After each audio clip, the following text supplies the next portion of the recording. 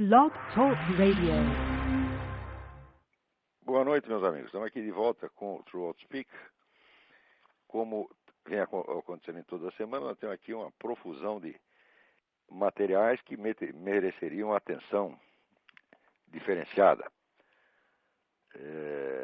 Mas vamos começar aqui fazendo um breve comentário sobre esse artigo do Renato Janine Ribeiro, Razão e Sensibilidade, que saiu na Folha de 18 de fevereiro.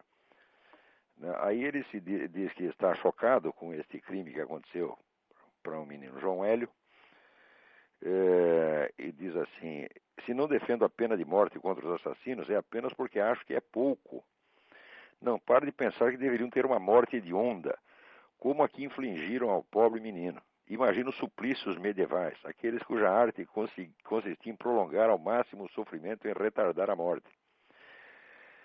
Todo o discurso que conhecem, que em larga medida sustenta sobre o Estado não dever se igualar ao criminoso, não dever matar pessoas, não dever impor sentenças cruéis nem tortura, tudo isso entra em xeque para mim diante do dado bruto que é o assassinato impiedoso.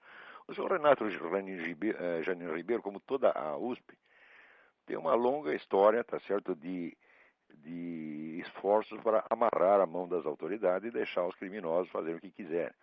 A USP se empenhou nisso. O Renato Janine Ribeiro, ele é tão contra a ordem, lei e justiça, que ele achava até injusto e imoral você proibir que um cachorro mijasse no sofá.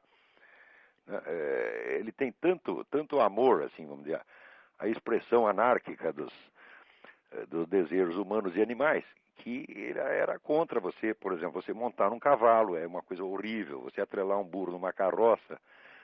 Quanto a esse negócio de burro, eu admito que ele é parte interessada. A defesa dos burros, evidentemente, ele está argumentando pro domo sua, como diziam os latinos, está argumentando pelos seus.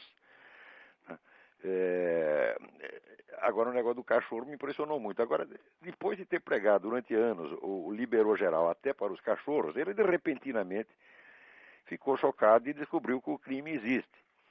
E na hora de denunciar o crime, ele já aproveita, tá certo, para jogar um veneninho em cima da pobre Inquisição, dizendo que a arte dos torturadores medievais era prolongar ao máximo o sofrimento, retardar a morte. E, bom, não cabe nem discutir isso, porque no Brasil você não pode tentar restaurar uma verdade histórica, porque as pessoas só raciocinam em termos de tomar partido. Se você diz, olha, a Inquisição não fazia isto, daí o outro já diz, não, você é um partidário da Inquisição, você quer a volta da Inquisição. É assim que o brasileiro raciocina, porque foi ensinado a raciocinar assim por professores como esse Renato Janine Ribeiro e outros tantos da USP. Mas o fato é que a tortura era um uso disseminado até a época do advento da Inquisição, e a Inquisição foi a primeira entidade que tomou alguma providência para limitar aquilo. Então, vamos dizer, o torturado não podia sofrer mutilação, nem derramamento de sangue, e só podia ser torturado uma única vez. Eu começo esse negócio de retardar a morte. Não é isso? Aí, por exemplo, essa semana aparece essa senhora Dilma Rousseff dizendo que foi torturada ininterruptamente durante 22 dias. Eu tenho certeza que isso é mentira, porque a mulher mente até a respeito da história dela. Diz que participou da guerrilha, da luta armada. Ela nunca participou de luta armada nenhuma. Ela era terrorista de gabinete. E se mente a respeito do que ela mesma fez, por que não vai mentir a respeito do que os outros fizeram com ela? Então eu não acredito na história de ser torturada durante 22 dias. Mas o fato é que, em qualquer dos governos que torturam pessoas, ninguém tem esse limite de um dia, nem 2 dias. Vai até enquanto o sujeito aguentar. Quer dizer, esse negócio de retardar a morte, isso é uma coisa moderna, isso não é da Inquisição, não. Isso é uma das conquistas da civilização, das luzes. Né?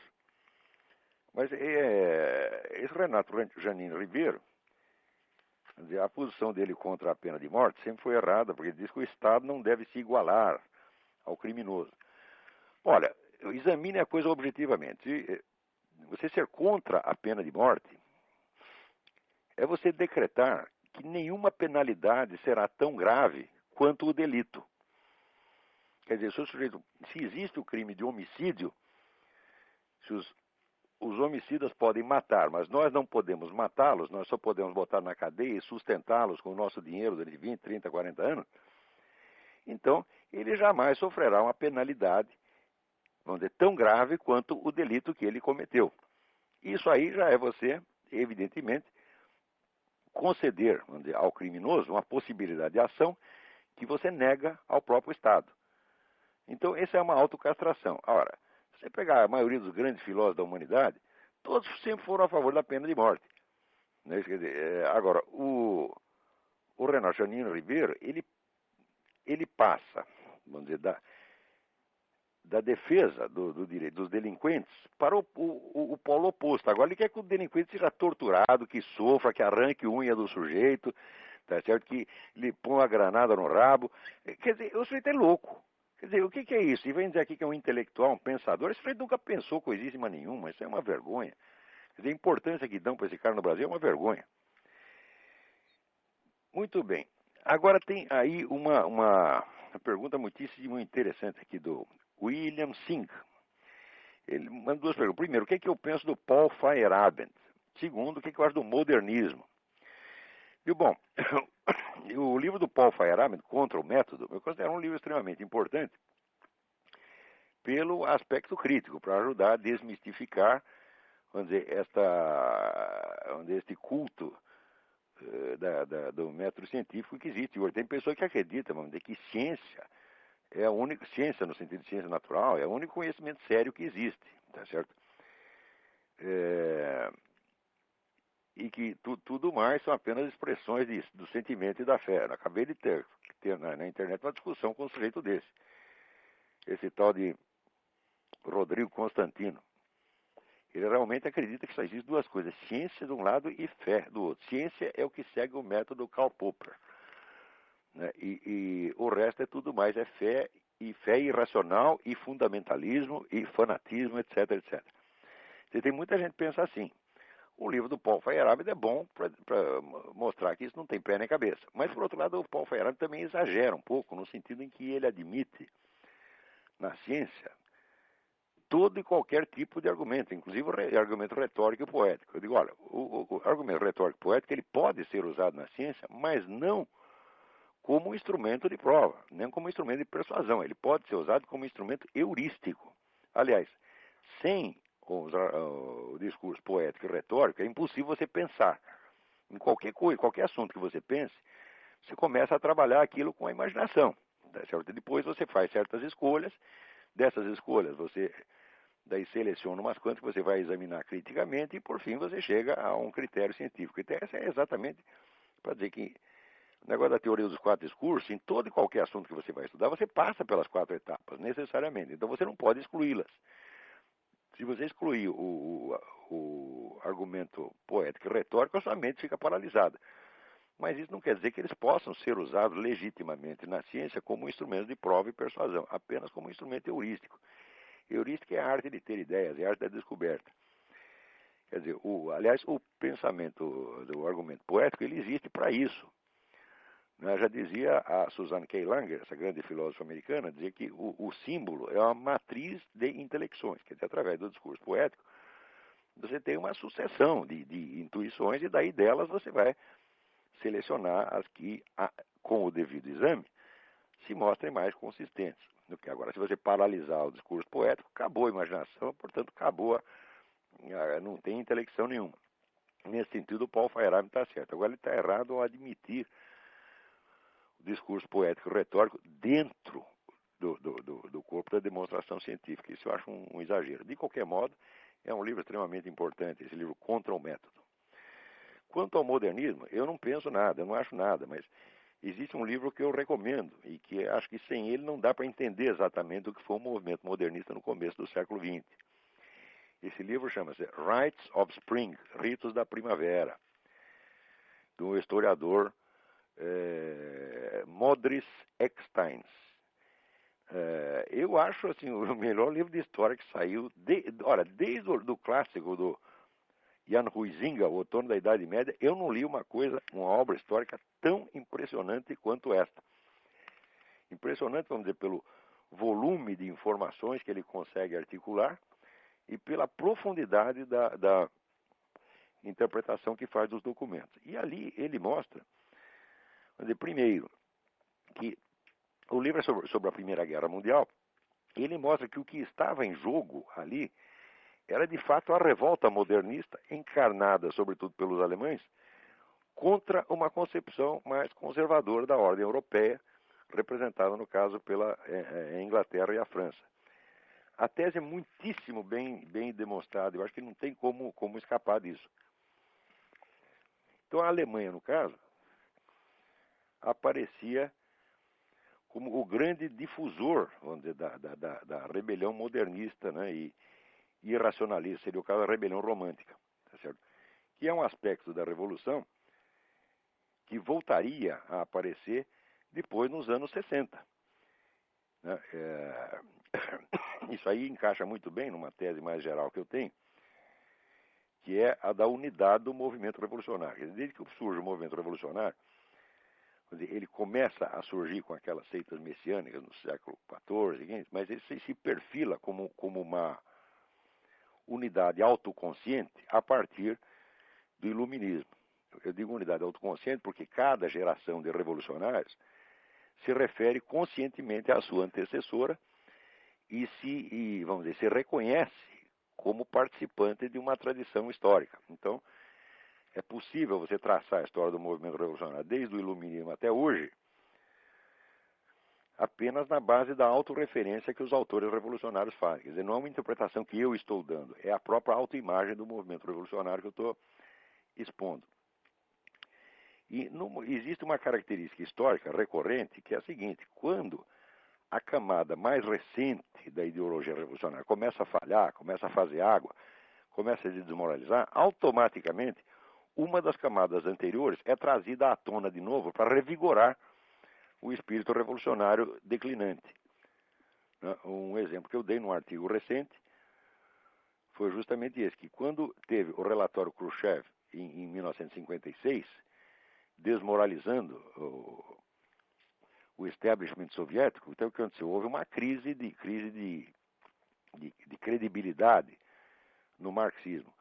Automaticamente surge a nova esquerda nos Estados Unidos, que trazia uma forte inspiração, vamos dizer, irracionalista romântica. Tá certo? Com o negócio das drogas, liberação sexual, feminismo, gay, etc, etc. Tudo isso fazia parte, vamos dizer, da rebelião romântica. A rebelião romântica, por sua vez, tinha duas fases. A inicial, que foi no começo do século XIX, com Jean-Jacques Rousseau, e o movimento modernista, sobretudo da Alemanha, no começo do século XX, justamente esse a qual está se referindo o Modris Extens. Na Alemanha, na época, havia todos esses movimentos de juventude, liberação sexual, movimento gay fortíssimo na época, né? E o culto das drogas também, tudo isso apareceu na Alemanha nesse período também. Reapareceu na Alemanha nesse período. E quando reaparece novamente, nos anos 60, é justamente para revigorar com essa substância romântica o corpo declinante da Revolução Mundial. Funcionou. Mais recentemente, após a queda da União Soviética, aparece de novo, vamos dizer, um estado de espírito negativo entre os líderes revolucionários, estado de espírito do qual dá testemunho esta carta das Farc, enviada à 13ª reunião do Foro de São Paulo, né? E ali a gente vê que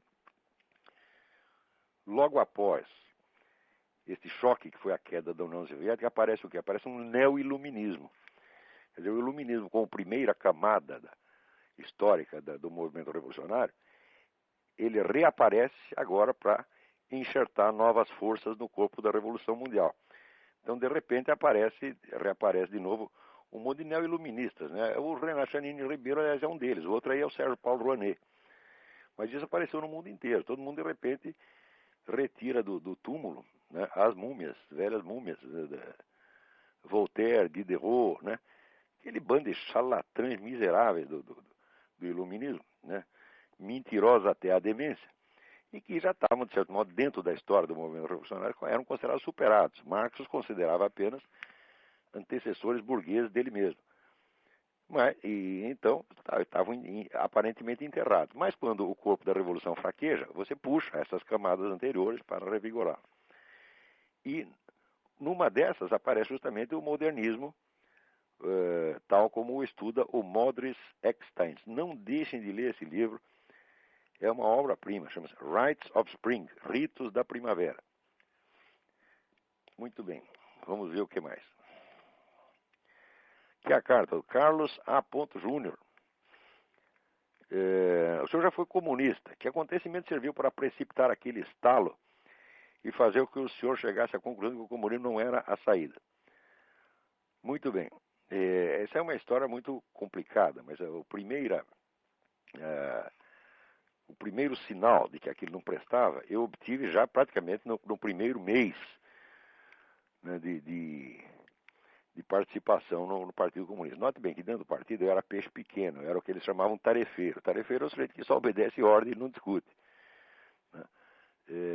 Mas acontece que o próprio sujeito que me cooptou para entrar no partido, você me cooptou, nós entramos, havia uma base comunista ali na Folha de São Paulo, nós tínhamos nossas reuniões, nossas atividades, mas logo em seguida aparece um sujeito muito sinistro do comitê estadual, dizendo o seguinte, olha, o companheiro fulano de tal, ele arrumou uma amante que nós temos razões para suspeitar que seja agente do DOPS.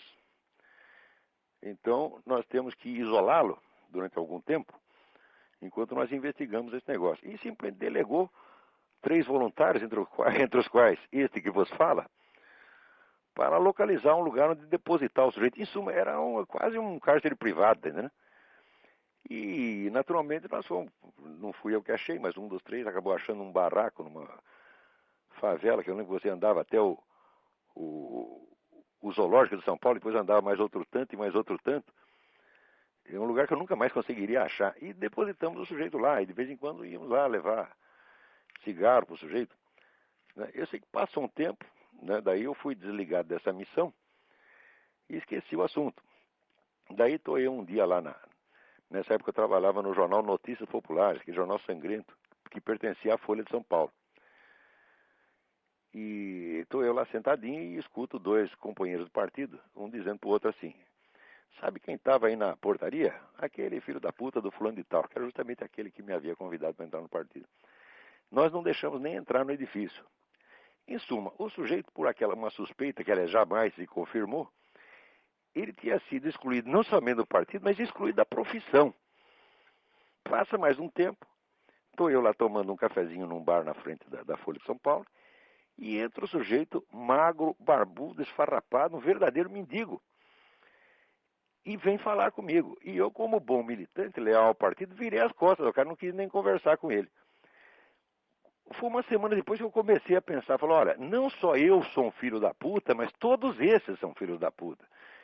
Quer dizer, isso aqui é um ambiente de uma moralidade baixíssima, no fundo, tão ou mais repressivo do que aquela ditadura que ele condena. E eles vivem se queixando de que são excluídos e são, como é que se diz, escorraçados da sociedade, mas eles fazem isso com uma técnica e fazem com uma satisfação sádica enorme. Esse foi o episódio que me botou a cabeça para funcionar. Mas mesmo assim, eu sou muito burro. Eu levei muitos anos ainda para tirar a conclusão, porque mesmo depois que eu me afastei do partido, eu estava envolvido naquela atmosfera esquerdista que domina a imprensa, dominava já naquela época. A imprensa inteirinha era esquerdista. Havia ainda naquela época articulistas de direita importantes. Eu me lembro, por exemplo, do Lenildo Tabosa Pessoa, que trabalhava no Jornal da Tarde. Ele escrevia uns artigos muito bons no Jornal da Tarde. E eu me lembro que o Lenildo era odiado pela redação inteira, pelo simples fato de ser direitista. O único direitista que não era odiado, que eu me lembro, era o Carlinhos Brickman, que era um sujeito gordo, tamanho de uma porta na altura e na largura. E que era um sujeito tão simpático que ninguém conseguia ficar com raiva dele. Então o perdoavam por ser direitista e até malufista, parece que se dizia. Mas, em geral, a atitude das redações contra pessoas conservadoras era extremamente hostil. Isto já no tempo da ditadura, tá certo? Então, a gente, envolvido nessa atmosfera de esquerdismo geral, ainda levei muitos anos para chegar às conclusões. Acho que foi só uns 5 ou 6 anos depois desse episódio que eu decidi que estava na hora de começar a ler livros direitistas, porque até então eu tinha me intoxicado do manual de marxismo-leninismo da Academia de Ciências da União Soviética, das obras do Caio Prado Júnior, né, das obras do Georg Lukács, e havia dois autores de muito sucesso na nova esquerda na época, que eram Paul Baran e Paul Sweezy, os dois. Enfim, tinha uma infinidade de livros comunistas. As obras de Lenin eu li um bocado nesse período. Ou seja, tinha passado 7 anos me intoxicando de comunismo, e daí me deu o estalo. Falei, pô, mas por que eu não leio os caras do outro lado também? Né?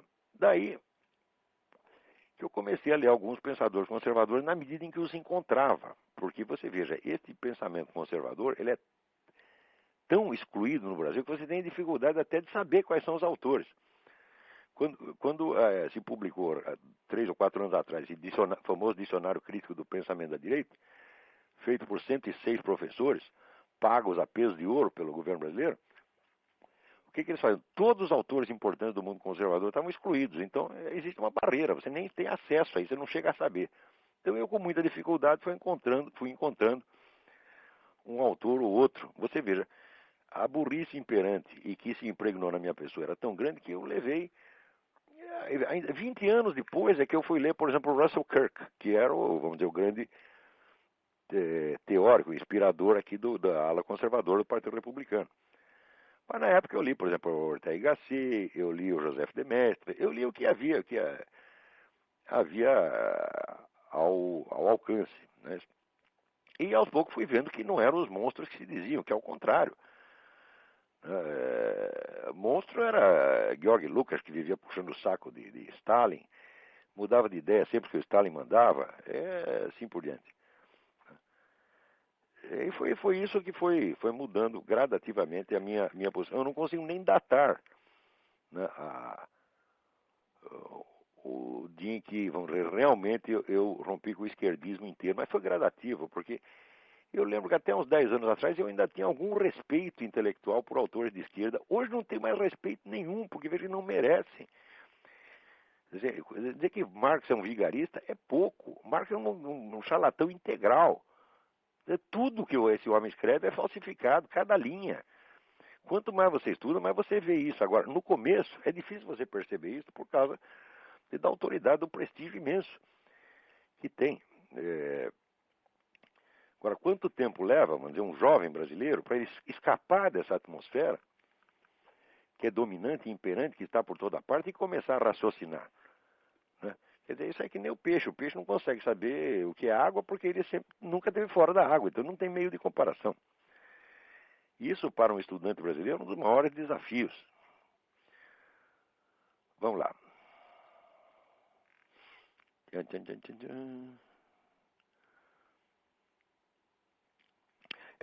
Aqui, essa é muito interessante. Adriano Dal Bosco. O senhor impressiona pela sua capacidade de citar e comentar livros, sendo que muitas vezes o senhor não só cita o nome do autor, como também puxa a frase de lá de dentro. Outro dia, se não me falha a memória, o senhor disse que um estudante sério deveria ler pelo menos 87 livros por ano. Não lembro se o número é exatamente esse. Não é exatamente 87, é mais ou menos 80. Ao que parece, o senhor se sente tranquilo ao recomendar isso, porque habitualmente supera essa marca. Supero mesmo. Sendo assim, gostaria que o senhor pudesse nos ensinar um pouco sobre o seu método de estudo. O senhor faz leitura dinâmica, faz anotações em fichas, utiliza um banco de dados no computador? Não. O que eu descobri é o seguinte, é que se você tem uma biblioteca e ela está, vamos dizer, organizada por assunto, note bem, não é uma organização geral. Você tem que fazer uma organização de acordo com as suas áreas de interesse ou com aquilo que você está pesquisando. Então, eu separo meus livros, não pelos rótulos gerais dos assuntos, mas pelos tópicos que eu estou estudando. Por exemplo, eu tenho uma estante inteira só de anticristianismo. Tenho outra estante a respeito, vamos dizer, dessa transição da Idade Média para o mundo moderno, onde eu localizei ali o fenômeno da paralaxe cognitiva. Então, tenho uma estante de paralaxe cognitiva. E os livros que não estão sendo usados, então, são classificados pelos assuntos, vamos dizer, estereotípicos, né? História da filosofia, religião, etc, etc. Mas o que mais interessa é a organização funcional em torno dos pontos em estudo. Se você tem isso, você não precisa fazer ficha coisa nenhuma, porque a biblioteca já é ficha, pô. Quer dizer, você usa a própria biblioteca como fichário. Tá certo? Bastando você ter, onde é assinalado nos livros, os pontos que lhe interessam. Quer dizer, isso é um hábito tão antigo que eu simplesmente não consigo ler sem um lápis na mão. Eu, se tiro o meu lápis, eu fico analfabeto. Né? Eu não consigo mesmo, fico absolutamente desesperado. Né? Às vezes, quando eu ia viajar, estava no ônibus, percebi, esqueci o lápis, falei, pronto, fudeu. Agora não vou conseguir ler o livro. Né? Então, assim, você vai anotando só os tópicos que te interessam. Não rabisque livro inteiro, não, você tá entendendo? Porque senão você vai se confundir. Você tem que marcar só os pontos que interessam. Né? Então, eu tenho muito livro aqui que eu vou lá com lápis, leio par, que não interessa nada. Lá no meio tem um pedacinho marcado. Esse pedacinho entra nos meus arquivos. Então, essa é a primeira coisa. E segundo, não faça leitura dinâmica, não. Leia devagar, não tenha pressa. Aí, devagar também é pressa, tá entendendo? Porque senão isso aí vai dar com muita pressa, dá ejaculação precoce, tá entendendo? Não é isso que você tem que fazer. Você tem que ler para entender. Tá certo? E não creia que você entendeu a página se você não é capaz de expô-la com suas próprias palavras. Quer dizer, por exemplo, pessoal, recomendo quando você aprende uma língua estrangeira que você passe a raciocinar nela. Eu não faço isso de maneira alguma. Tudo que eu leio em inglês, francês, italiano, espanhol, até um pouquinho de alemão. Eu leio alemão com muita dificuldade, mas leio. Tudo isso eu traduzo mentalmente. Por quê? Para ter a certeza de que eu apreendi a ideia. Entendeu? Então, quer dizer, eu vou devagar. Agora, o devagar também é pressa. Entendeu? Se você vai com interesse de ler, também você não pode esquecer aquela recomendação do Antonin Saint-Exupéry no livro A Vida Intelectual, que diz que existem vários níveis de leitura, tá certo? Existe a leitura formativa, a leitura informativa, quer dizer, a leitura de inspiração e a leitura de divertimento. Isso quer dizer, em geral, eu estou com alguns livros que são centrais para o que eu estou estudando nesse momento, e esse livro eu não me incomodo de levar 1 ano, 2 anos para lê-lo. E em volta, quando eu canso disso, eu vou lendo outras coisas mais rapidamente, pelo menos para me informar sobre o que são os livros. Se algum dia eu precisar voltar a eles, eu volto. Por exemplo, eu estou aqui no livro The Ecumenic Age, a Era Ecumênica, do Eric Fögling. Eu acho que eu estou com esse livro, já é o segundo exemplar que eu tenho do mesmo livro. Eu estou lendo esse livro faz uns 3 ou 4 anos, porque toda hora eu volto a ele. Tá entendendo? Tanta coisa que tem lá dentro, e cada vez que eu volto lá, eu descubro que tinha maiores profundidades que eu não tinha pegado. Outra coisa que eu recomendo para você é o seguinte: não discuta com o autor enquanto você está lendo. Aceite tudo como se fosse a mais pura verdade. Tá certo? Quer dizer, raciocine como ele. Faz como você faz quando vai ver um filme. Um filme, o que é? Você assistir um filme é como se fosse um sonho. É você que está sonhando. Quer dizer, na hora que você vê aquelas imagens fluindo, você está assistindo aquilo como se você estivesse sonhando. Então você assume o sonho, você não critica o sonho. Né? Depois que você acorda, que você vai ver se aquilo é possível ou não é possível. Então, eu, quando estou lendo o livro, eu me deixo impregnar inteiramente por ele, sem medo de ser enganado. Por quê? Porque se o sujeito estiver enganado, isso aí vai aparecer mais cedo ou mais tarde. No mínimo, você lendo vários livros, você se deixando impregnar por influências diferentes, elas se compensam umas às outras, tá entendendo? Então, vamos dizer, a confiabilidade, a ausência de desconfiança é muito importante. Então, é mais importante você saber onde o autor tem razão, não importando se ele é Karl Marx, São Tomás de Aquino, Eric Fögling ou Aristóteles. Tá? Outra coisa, aqui até a minha mulher está me lembrando, passou aqui um bilhetinho. Lembra, quase, vamos dizer, uns 80% do que eu estudei na vida foi assim, em intervalo de trabalho, em ônibus, em sala de espera. Onde quer que eu vá, eu tenho horror de fila, eu tenho horror de ficar esperando sem fazer nada. Então eu ando com 2, 3 livros para todo lugar que eu vou por uma mera questão de precaução. Vai que o nego me bota numa fila, eu já tenho o que fazer. Né? Então, vamos dizer, esse trabalho constante. Né? E tudo depende, no fim das contas, a coisa fundamental em qualquer estudo é o interesse verdadeiro, tá certo? Que determina a sua capacidade de estudo. Não é o seu QI, tá certo? O meu QI, pelos testes, ele não é baixo, ele é, pelos testes, 147. Mas é inferior ao da Madonna, como você pode perceber, tá certo? Mas eu tenho a impressão que esse QI aumentou, porque eu, quando era moleque, eu era muito burro. Mas o interesse verdadeiro de saber, ele torna você inteligente, entendeu? Se você quer saber mesmo, ninguém segura, entendeu? Então, sempre o interesse. Outra coisa, não estude coisas só por obrigação exterior, fuja disso, né? Só estude aquilo que você tem realmente interesse. Bom, esse não é um método, é apenas algumas dicas soltas, tá bom? Espero ter ajudado em alguma coisa. Agora, o Lúcio pergunta aqui: o senhor nos poderia fornecer uma análise crítica da filosofia de Ayn Rand? Não, uma análise crítica completa eu não posso, tá certo? Porque eu só li 2 livros dela. Um romance, que é aquele The Fountainhead. Não, perdão. O que eu li foi o Atlas Shrugged e vi o filme da Fountainhead e li um livro que foi publicado no Brasil, A Virtude do Egoísmo. Então eu tenho alguma ideia da filosofia da Ayn Rand, não posso fazer uma análise crítica, mas posso assegurar uma coisa para você. Filosoficamente aquilo não tem a mínima importância.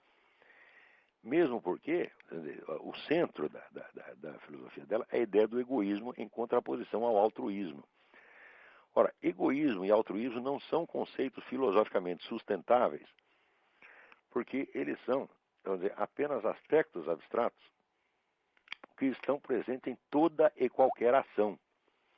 Tá certo? Por exemplo, se você perguntar quando Jesus Cristo se deixou crucificar para salvar a humanidade, né, ele foi altruísta ou egoísta? Aparentemente foi altruísta, porque está se sacrificando pelos outros. Mas acontece que esses outros, né, ele sendo realmente o Logos encarnado, ele sendo Deus, então essa humanidade pertence a ele. Então, vamos dizer, ele estava cuidando das suas propriedades.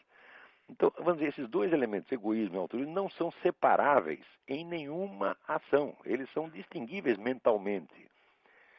Quer dizer, a velha distinção, vamos dizer, escolástica, entre o distinto e o separado. Existem vários níveis de distinção. Existe a distinção que está na própria coisa. Por exemplo, uma pessoa é distinta e separada de outra. Tá certo? Mas, por exemplo, o indivíduo tomado enquanto ele próprio e enquanto membro de uma família são aspectos distintos, mas que estão na mesma pessoa.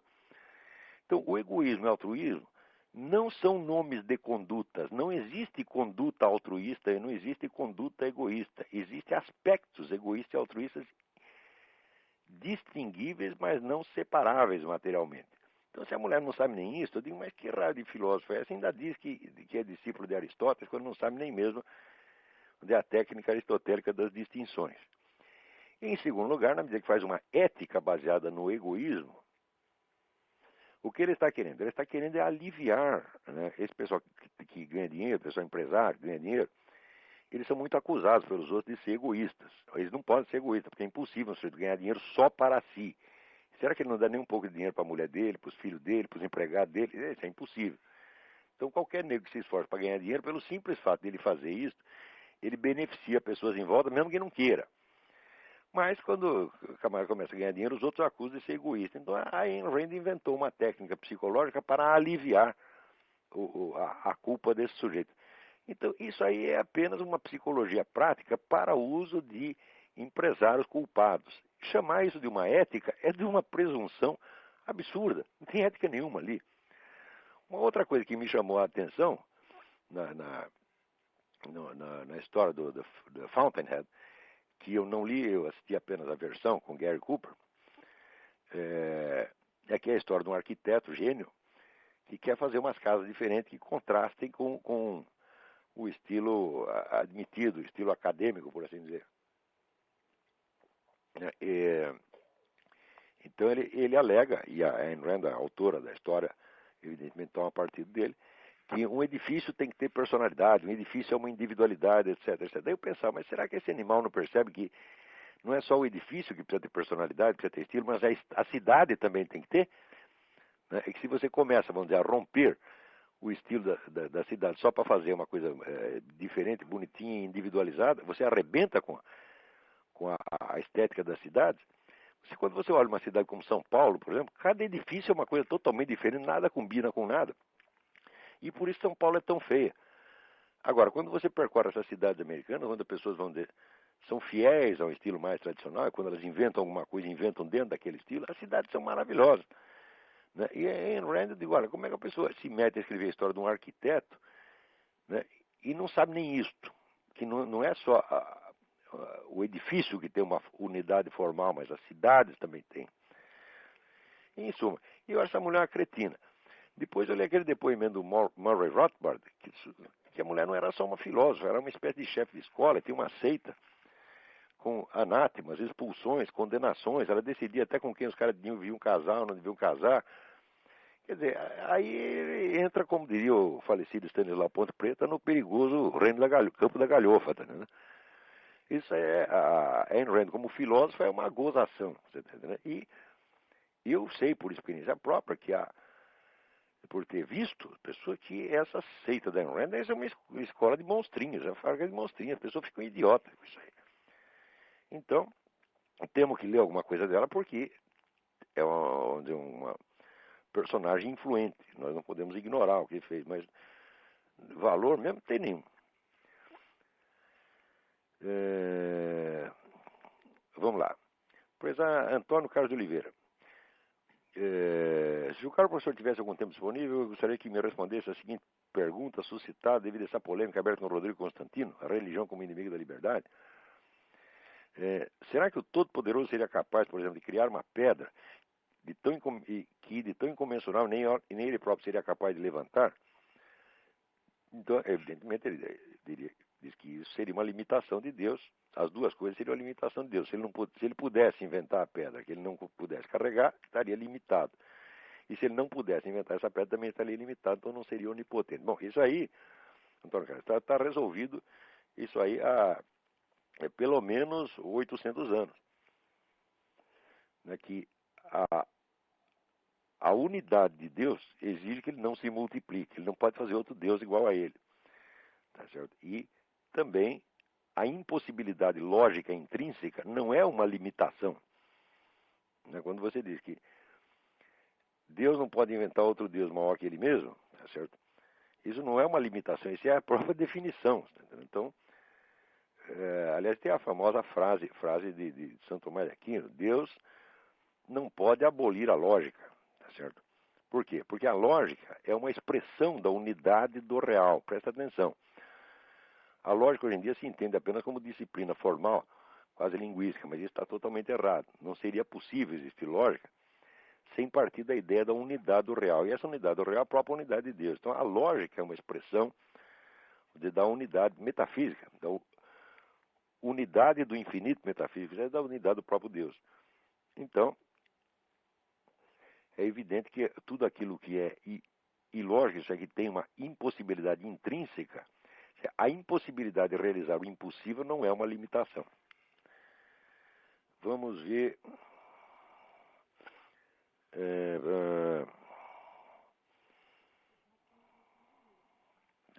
Tem gente aqui esperando para falar. Vamos ver. Alô? Quem está na linha? Alô? Alô? Quem está na linha? Alô, Olavo? Eu? Alô? Alô, tá ouvindo? Olavo?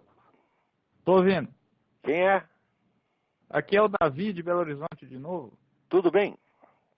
Tudo bem. Aqui, ó, nesse programa passado, eu queria desculpar porque eu acabei falando um bocado. Dessa vez eu vou falar muito menos. Eu tenho duas perguntas. Diga.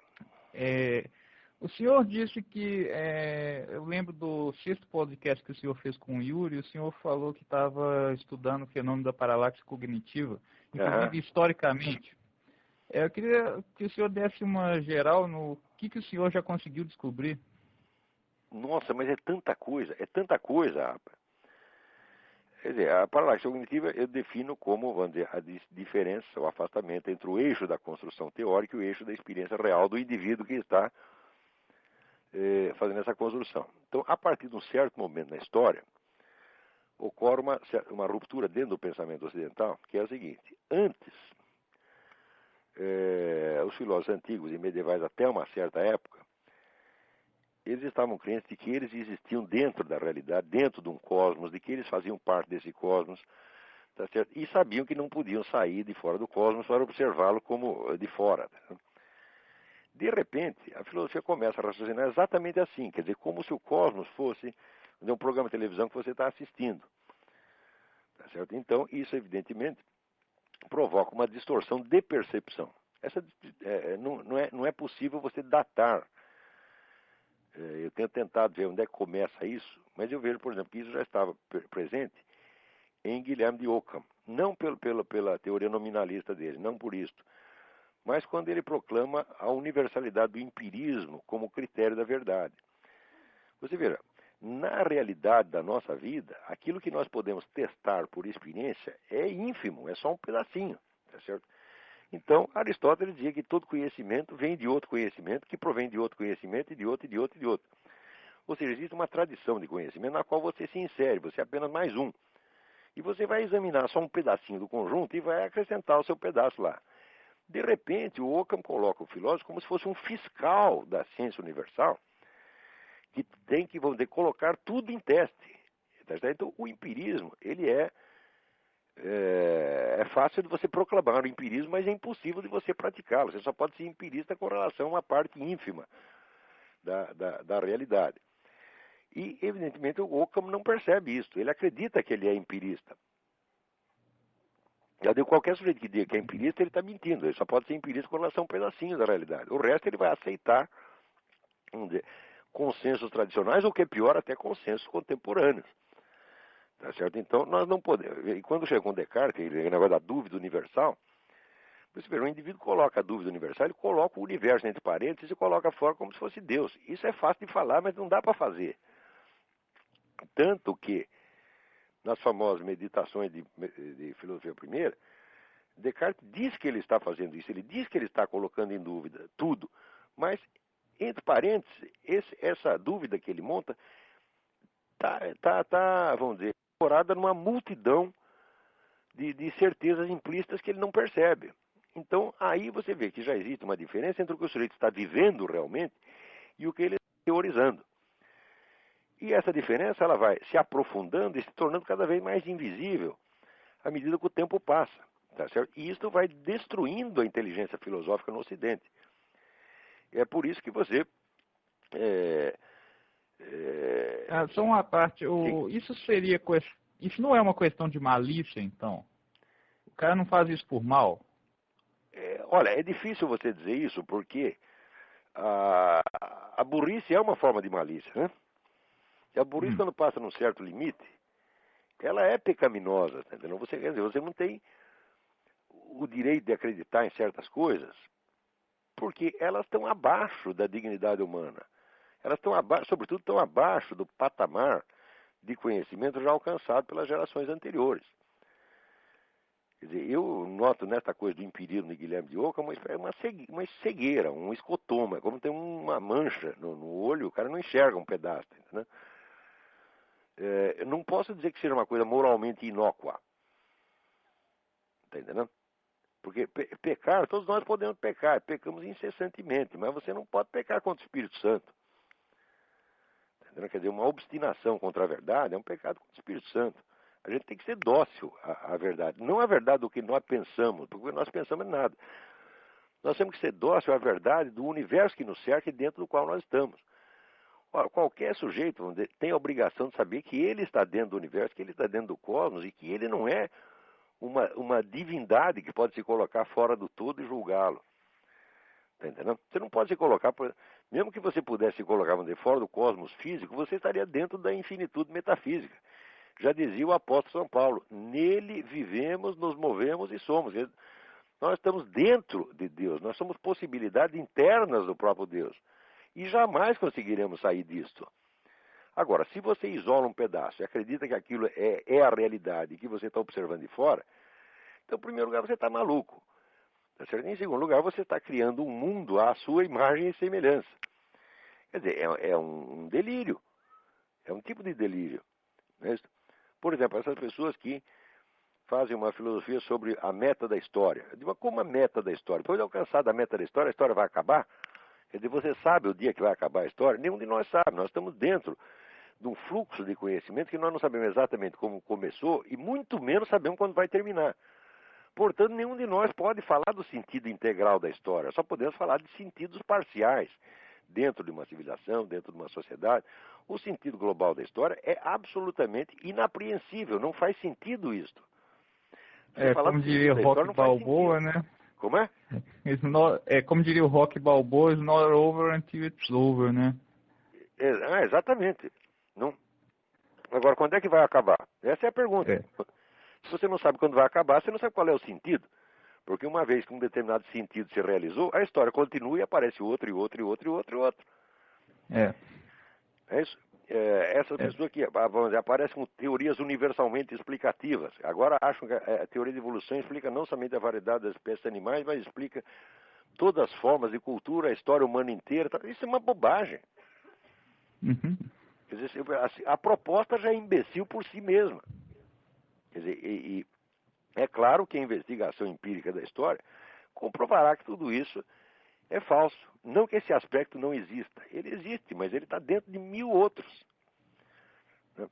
Então, aí começa a haver uma espécie de guerra da inteligência humana contra a complexidade do real. Você tá entendendo? Então, o homem perde aquela docilidade ao real, que é tão característica dos filósofos antigos, de Aristóteles, próprio São Tomás de Aquino, tá entendendo? Que sempre que as coisas desmentem o que ele está dizendo, ele aceita. Quer dizer, a realidade tem autoridade sobre a filosofia dele, né? Sim. Bom, a minha segunda pergunta e última eu ouvi alguém falando que o senhor seria gnóstico, mas agora que eu vi algumas coisas recentes, isso não parece ser verdade. A minha resposta, gnóstico é a puta que eu pariu. Ponto final. Assim, não o senhor pode, então, com isso. O senhor pode me dizer, então, por onde que passa essa história de gnosticismo e agnosticismo?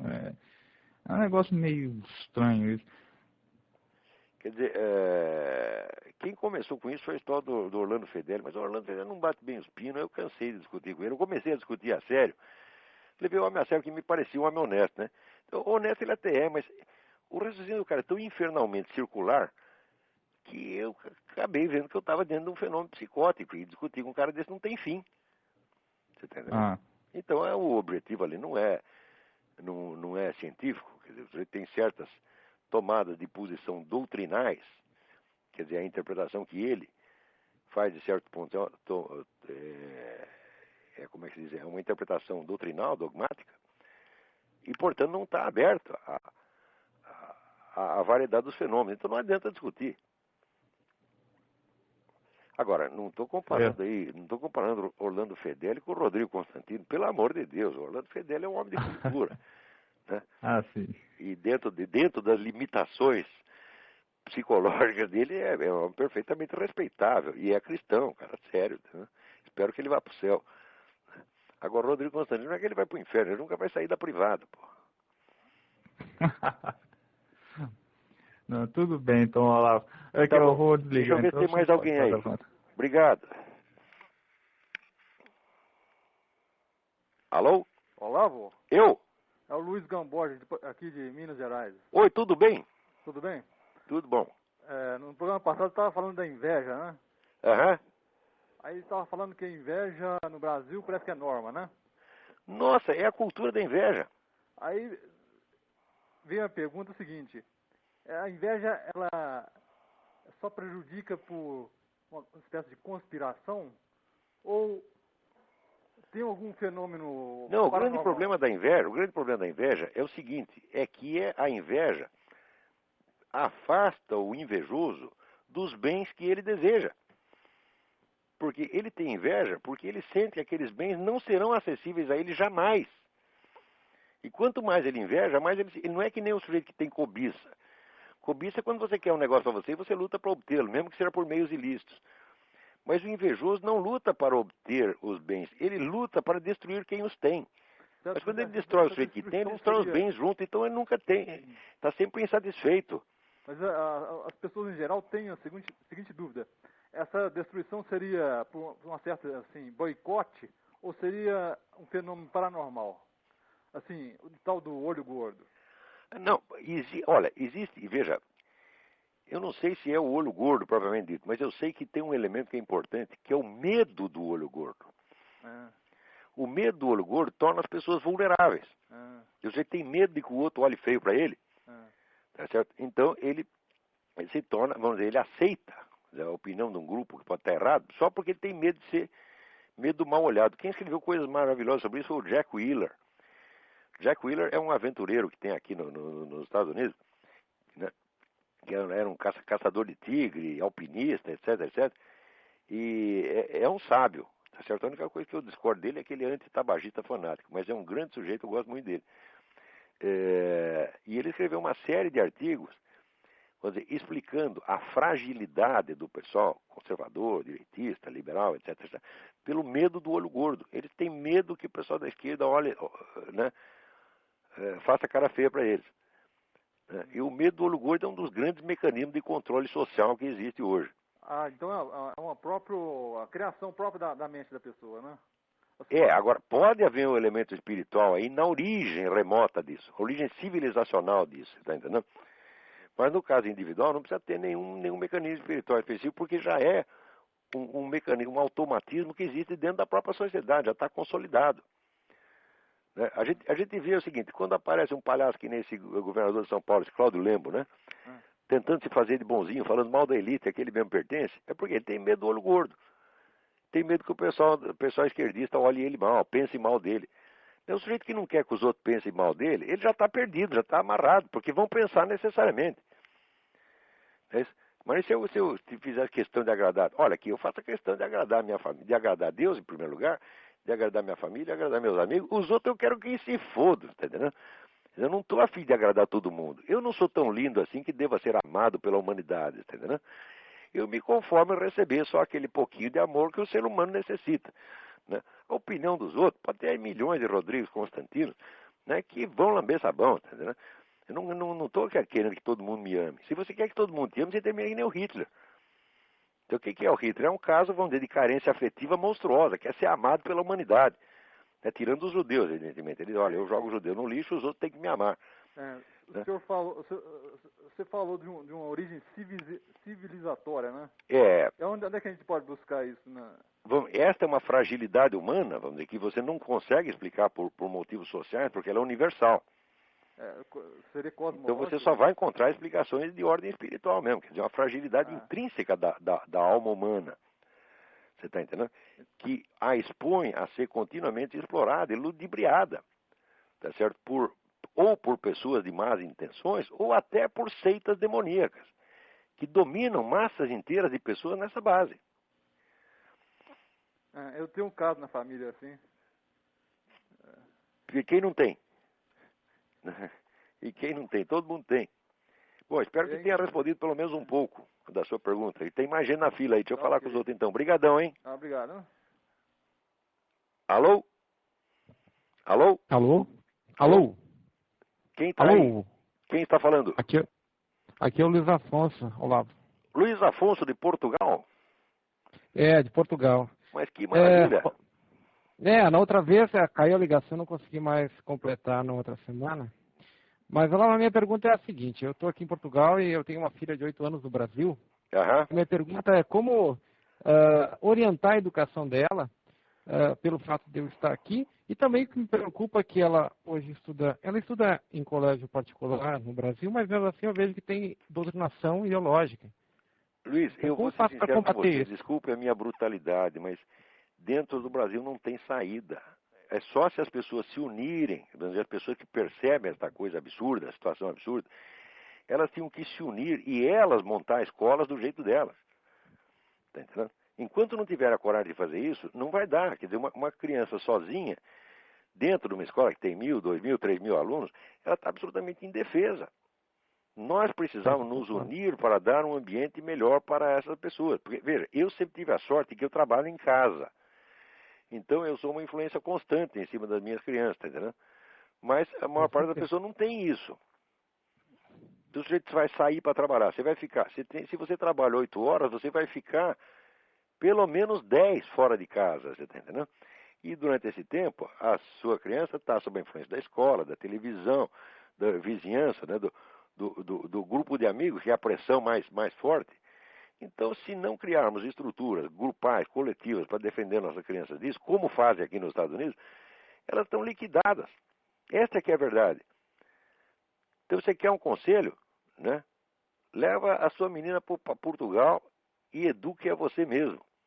Quer dizer, não estou dizendo para fazer o homeschooling, porque o homeschooling não é permitido em todos os países. Não sei em Portugal como é.